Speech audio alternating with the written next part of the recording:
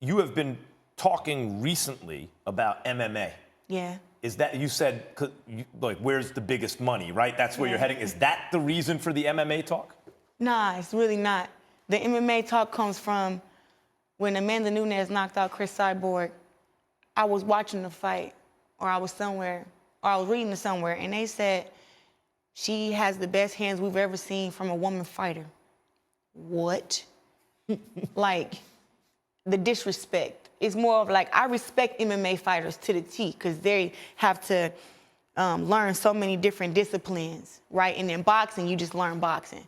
But to say that she got the best hands in the game from a woman fighter, like not her MMA career, but she got the best hands in the game. She can beat any woman fighter with just her hands. She can't beat me. I actually went to the Olympics, not for judo. I went to the Olympics for boxing, two-time Olympic gold medalist. Like, I'm the best woman fighter with my hands. And if you watch me fight, you know that. So it's like. But if you went to MMA, you would have to, like, because you said you respect the game. You can't just walk into an octagon and with 6 months of learning how to stay out of submission holds on the ground, you have to actually take that as a discipline. Wouldn't that derail your boxing career? I've been boxing for 13 years. I don't think I could ever forget how to box. It's just in me. I would never give up boxing. I want to be a two-sport combat athlete. And with me going to MMA, I'm going to not just jump in there. I'm not going to have Amanda Nunes be my first MMA fight. That's not logical. So you're doing this? I'm going to do it because. Have you been training in any kind of mixed martial art, and for how long? I did some wrestling with Adeline Gray. And I'll be doing my jiu-jitsu and wrestling and whatever other disciplines with Johnny Bones in the next month, actually. We're going to have a mini camp to see if I can even get used to kicking people and people kicking me, and learning the takedowns. And I think what's my advantage is I'm 24 years old. I have so much time. If I don't want to get in the MMA ring for 2 years, I don't have to, because I'll only be 26 when I get in there. And I still have enough time to become a great fighter. So I'm not in a rush, because I always have boxing. I got to tell you, that sounds like the right way to go about it to me.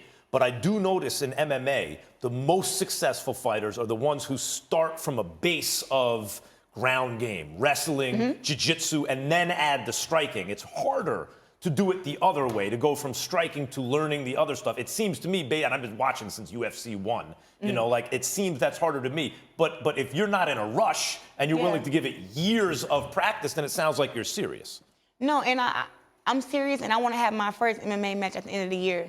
It don't have to be against a top tier 1 fighter, but I know that as far as in fighting, I love the art of war. I love to fight, so I'm not going to go in there and lay down for nobody. I don't care if they come with kicks, elbows.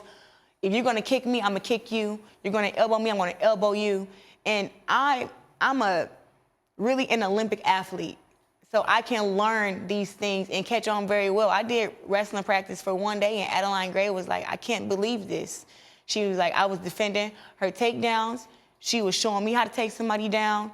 And she was like, you catch on very well. The only thing for you is you have to keep practicing this, because you can forget. So we took videos. I watched the videos. My boyfriend wrestled all through from, he was 6 years old to 12th grade. He won.